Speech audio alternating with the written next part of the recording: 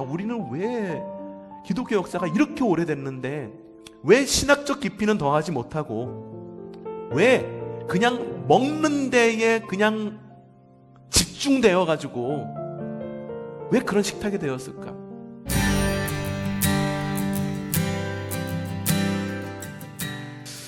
처음에 식사가 있었습니다. 창세기는 어떻게 시작합니까? 태초에 하나님이 천지를 창조하시니라. 아마 식사 이야기로 시작을 해도 크게 이상하지 않을 것 같습니다. 태초에 하나님이 식사를 하시니라. 이게 무슨 말일까요? 자, 우선 첫 교회의 모습이 어떤 모습이었는지 봅시다. 사도행전 1장 25절부터 27절 말씀 시작.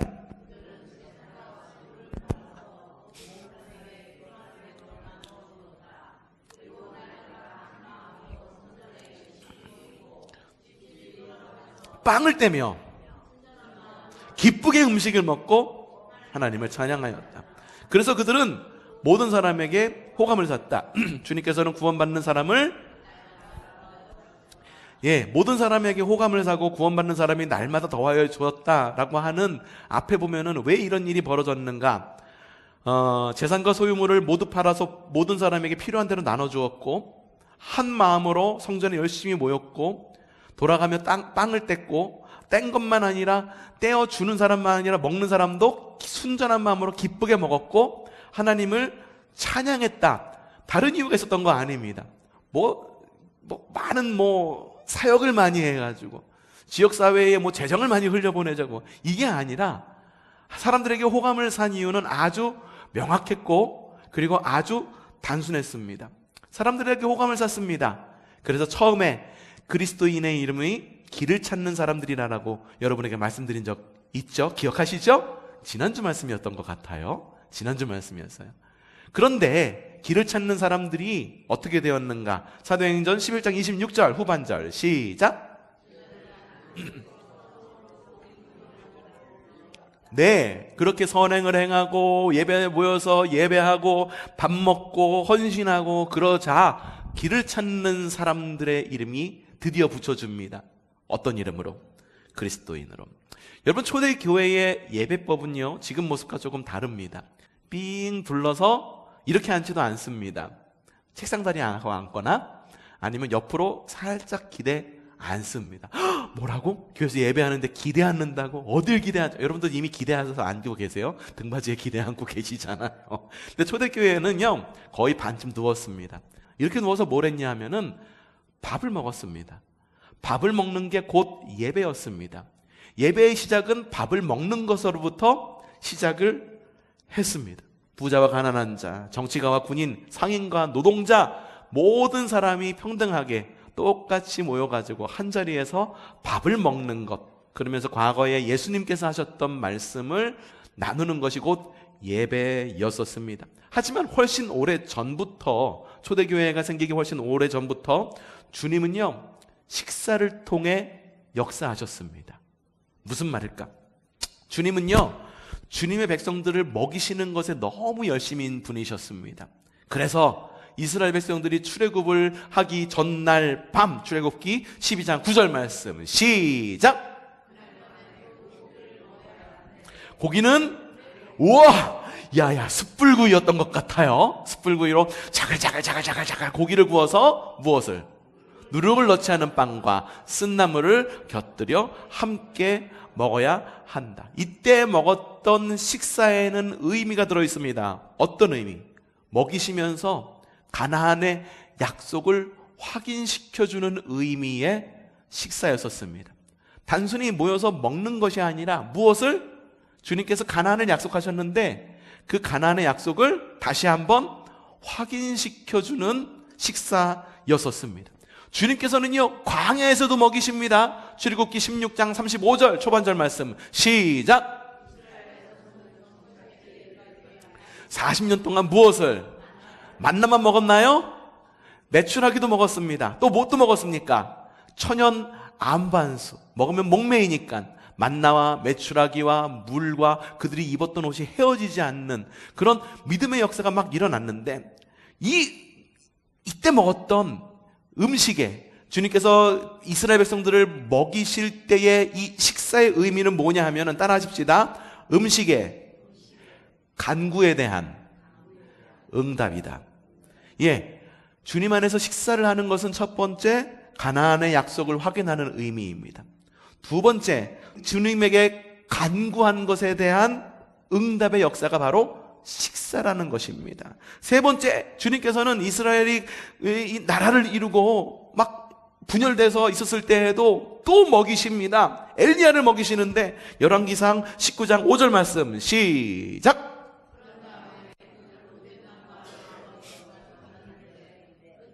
한 천사가 일어나 먹으라 라고 하면서 그를 깨웠다. 이게 무슨 날인지 아시죠? 갈멜산에서 이 바알과 아세라 선지자들하고 막 대결해갖고 엘리야가 이겼어요. 이겼으면 모든 게 다 끝나는 줄 알았어. 그런데 아합이 그래서 이 엘리야를 암살하려고 암살조를 갖다가 그냥 딱 보내버리잖아요. 엘리야가 그냥 불이 나게 도망을 가는 거예요. 광야로 도망간 거예요. 광야로 도망가가지고선 너무 힘들어가지고선 죽기를 기도하죠. 이럴 바에는 좀 죽여주십시오 라고 말하면서 로뎀나무 아래에다가 머리를 디밀고선 죽으려고 그러는 거예요. 로뎀나무 아래에다 머리를 디밀었다라고 하는 거는, 로뎀나무는 관목이에요. 관목이라고 하는 건 쌀이나무 같은 겁니다. 쌀이나무, 지금 우리처럼 느티나무처럼 쭉 되어 있어서 나무 이래가지고서 막 새들이 날라오는 그런 나무가 아니라 아랫뿌리에서 이렇게 조그마한 가지들이 이렇게 나오는 거예요. 쌀이비가 어떻게 생긴지 아시잖아요. 그쵸? 쌀이비 묶으면 어떻게 돼? 빗자루로 쓸 수 있을 정도로 가지가 많잖아요. 그러니까 높지도 않은 나무. 응? 가지가 많다는 건 그늘이 많다 적다? 적다는 거예요. 그늘이 없다는 거예요. 그 로뎀나무 아래다가 머리를 디물고 있다라고 하는 거는 더 이상 도망칠 데가 없어갖고선 그냥 거기에다가도 머리를 들이밀고선 그냥 어떻게 해서 연명을 하고 있었고 잠이 들었는데 주님의 천사가 나타나서 깨우는 거예요. 깨워서 엘리야야. 그렇잖아요. 누가 아파가지고서 누워가지고 있으면은 엄마가 가가지고 예 일어나 밥이라도 먹고 자. 엄마가 죽 끓였어. 죽이라도 먹고 자. 뭐라도 먹이는 게 엄마의 마음이잖아. 하나님도 같은 마음이 있었어. 전사를 보내가지고선 구운 과자와 물을 일어나 먹어라 이러면서 떠 먹였어. 이 식사의 의미는 어떤 의미일까? 따라하십시다. 위로의 식사. 우리가 밥을 먹으면서 위로를 받는 위로의 식사였었습니다. 이후에 다윗이, 훨씬 전이군요. 다윗이 이것을 갖다가 뭐라고 표현했느냐? 시편 23편에 이렇게 적혀 있습니다. 시작. 내게 잔치상을 차려주시고 내 머리에 기름을 부으시어 귀한 손님으로 맞아주시니 내 잔이 넘치니. 이게 뭘까? 누구 앞에서? 내 원수들이 보는 앞에서 무엇을? 잔치상을, 보란듯이 음식을 차려주는 거예요. 이게 뭐의 어떤 식사일까? 따라하시다. 적의 승리의 식사. 이 식사는 바로 승리의 식사를 말하는 거예요. 성경에 이렇게 식사에 대한 의미가 굉장히 여러 가지인 것을 우리는 알 수가 있습니다. 자, 지금까지 보아온 식사의 의미. 첫 번째, 약속의 확인인 식사. 따라합시다. 약속의 확인인 식사. 간구의 응답인 식사. 위로의 식사. 승리의 식사. 우리의 식사가 이런 식사가 되기를 바랍니다. 또 여기서 멈추지 않습니다. 주님께서 우리에게 오셨는데 마태복음 2장 1절 초반절 시작. 헤로드 왕 때에 예수께서 유대 어디에서? 베들레헴에서 태어나셨다라고 말합니다. 베들레헴의 뜻이 무슨 뜻이라고 그랬죠? 빵집이라고 그랬습니다. 세상의 생명의 빵이신 예수님께서 빵집에서 태어났습니다. 예수님 자체가 음식인 거예요. 예수님의 말씀인 자체가 음식인 것입니다. 따라합시다. 생명의 빵으로 오신 주님, 대단하지 않습니까? 식사로다가 많은 것을 먹였는데 식사 그 자체만이 아니라 식사로 먹이는 것, 식사가 그냥 도구가 아니라 주님께서 식사 그 자체로 오셨다라고 하는 거예요. 굉장하지 않습니까? 그리고 그 주님께서 유월절 전날, 오늘 읽은 말씀입니다. 누가복음 22장 15절 말씀 시작.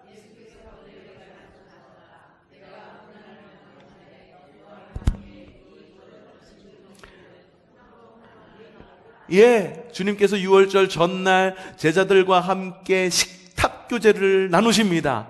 거기에서 빵을 떼시고 포도주를 마시면서 제자들에게 이 빵을 먹으라, 이것은 나의 몸이다. 내 이 포도주를 마시라, 이것은 나의 피다 라고 말씀하시는 거예요. 따라 하십시다. 주님의 식탁은 십자가의 소망입니다. 우리의 식탁에도 십자가의 소망이 배어나는 믿음의 식탁이 되시기를 바랍니다. 또 있습니다. 자, 주님께서 부활하셨어요. 부활하셨는데 제자들은 그거를 모르고 그냥 예수님이 십자가를 지시고 돌아가셨다는 것만 알고 고향 땅으로 돌아갑니다. 엠마오로 가는 제자들에게 주님께서 나타나십니다. 그래서 무엇을 하셨느냐? 누가복음 24장 30절 말씀 시작. 예수께서 빵을 들어서 축복하시고 떼어서 그들에게 주셨다. 주님께서 어깨가 축 처진 제자들에게 나타난 거예요. 왜 그러니? 예수님이 돌아가셨어요. 아이고, 그러니 야, 안 됐다. 그러면서 빵을 떼어 제자들에게 주시니, 이 뒷말씀이 뭔지 아십니까? 제자들의 눈이 밝아져 그인 줄 알아보더라. 예수님인 줄 알아보더라라는 말이 나와 있어요. 따라 하십시다. 빵을 나누며 새 힘을 얻게 한 식탁이었다. 마지막으로, 자, 혼인잔치의 모습을 보여주면서 마지막 때의 모습이 어떨지를 보여주십니다. 요한계시록 19장 7절 말씀 시작. 어린 양의 혼인날이 이르렀다. 그의 신부는 단장을 끝냈다. 주님께서 다시 오실 때의 모습을 혼인잔치에 비유합니다. 우리가 혼인잔치의 비유 이미 보았죠? 물떠온 하인들에 대한 이야기 부르면서 일꾼이 되자라고 말하면서 우리 사역을 헌신했었잖아요. 어떤 일이 일어났습니까? 막 잔치가 막 일어나게 되고, 그 잔치에 사람들이 막 먹고 마시고 즐기고 일하는 사람이 있고, 주님께서 다시 오실 때도 그렇더라고 하는 거예요. 마치 혼인잔치와 같아서 사람들이 모여서 먹고 마시고 즐기고 그 가운데서 일하는 사람이 있을 것이다. 이 식사는 어떤 식사인가? 따라합시다. 다시 오실 주님에 대한 기대의 식탁. 예. 성경에 나와 있는 식사의 의미는요, 이렇게 굉장히 다양해요. 단순히 모여서 너희 속해 밥당번이니까 밥하고, 밥했으니까 밥 먹고, 딴 교회는 밥하는데 우리 교회는 밥 안 먹어요, 그런 의미가 아니에요. 다른 교회 성도들한테 한번 물어보세요. 밥 왜 먹니? 라고 한번 물어보세요. 대답 못할 거예요. 이제 여러분은 대답하실 수 있어요. 주님께서 왜 우리로 하여금 식탁을 허락해 주셨는가? 생각나는 거 한 가지만 얘기해 보세요. 좀 전에 얘기했던 거 어떤 식탁이었다고 말씀하고 계십니까? 어떤 식탁이었다고요?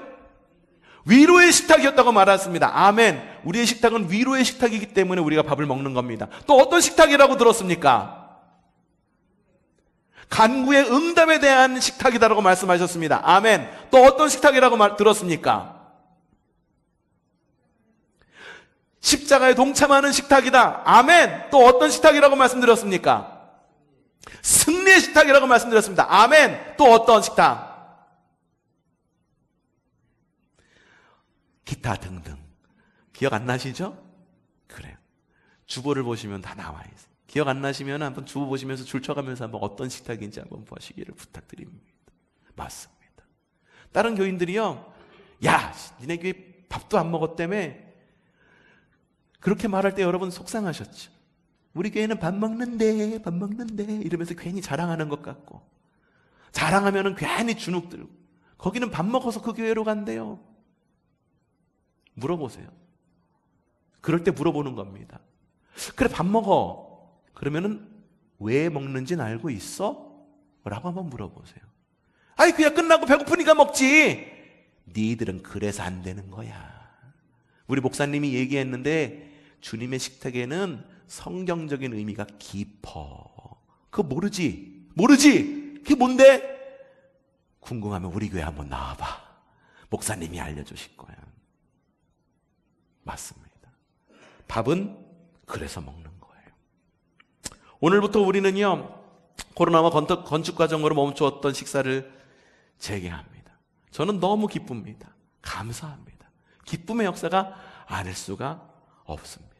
여러분, 우리의 식탁이 단순히 먹고 마시는 것을 넘어 주님의 언약을 확인하는 시간이 되기를 바랍니다. 주님의 응답에 감사하는 시간이 되기를 바랍니다. 위로와 세임을 얻는 시간이 되기를 바랍니다. 승리의 삶을 결단하는 시간이 되기를 바랍니다. 주님의 구원을 확인하는 식탁이 되시기를 바랍니다. 다시 오실 주님을 기대하는 시간이 되기를 바랍니다. 이것을 뭉뚱그려서 말하자면 뭐냐 하면 따라하십시다. 예배의 연장이 됩시다. 아멘. 식사는 곧 예배입니다. 초대교회 성도들이 모든 이들에게 문을 열어놓았듯 우리도 우리의 식탁을 모든 이들과 함께 누리는 믿음의 식사, 믿음의 밥상이 되기를 바랍니다. 더불어서 부탁드리고 싶은 것이 있습니다. 더불어서 우리 주님의 식탁이 우리의 정체성을 보여주듯 우리의 음식에 신앙적으로 깊이를 더하는 식탁이 되기를 바랍니다. 저는요, 얼마 전에 넷플릭스에서 흑백 요리사라고 하는 게 시즌 2가 나왔더라고.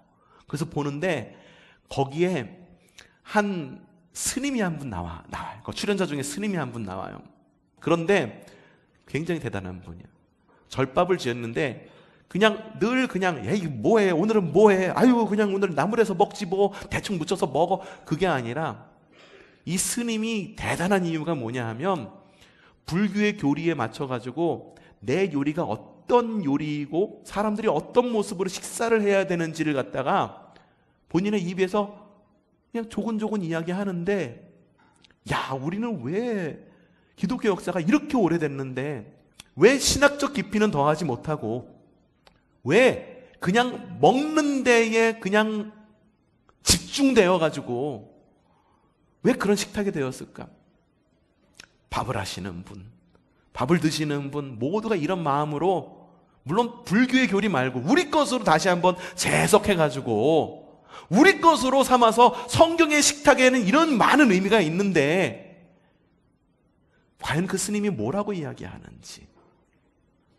절밥을 만드시는 분도 철학을 갖고 밥이란 이런 거야, 먹는 사람에게 이러한 영향력을 줘야 돼, 먹는 사람은 이렇게 먹어야 돼 라고 말하면서 여기 나온 선제 스님이 한 얘기 중에 저는 그게 가장 좀 마음에 와 닿았습니다. 밥을 하는 것도 수행입니다 라는 말. 여러분, 이제 속회별로 돌아가면서 할 텐데, 밥을 지을 텐데, 여러분에게 이것과 같은 비슷한 하지만 다른 믿음의 고백이 있으면 좋겠어요. 밥을 하는 것도 예배입니다. 밥을 하는 것도 신앙생활입니다. 밥을 하는 것도 생활 신앙입니다. 밥을 하는 것이 얼마나 귀한 일이면 옛부터 밥을 하는 일, 집안일을 하는 것을 살림, 누군가를 살리는 일이라고 말했겠습니까? 자, 오늘부터 식사를 하게 될 것입니다. 자, 저는 밥을 먹을 때에도 초대교회에서 식사를 할 때 순전한 마음과 기쁜 마음으로 식사를 했듯 식사를 하고, 밥을 지을 때에도, 밥을 짓는 사람들도, 밥을 하는 사람들도 식탁의 대가들이 되었으면 좋겠습니다. 예배의 대가들이 되었으면 좋겠습니다.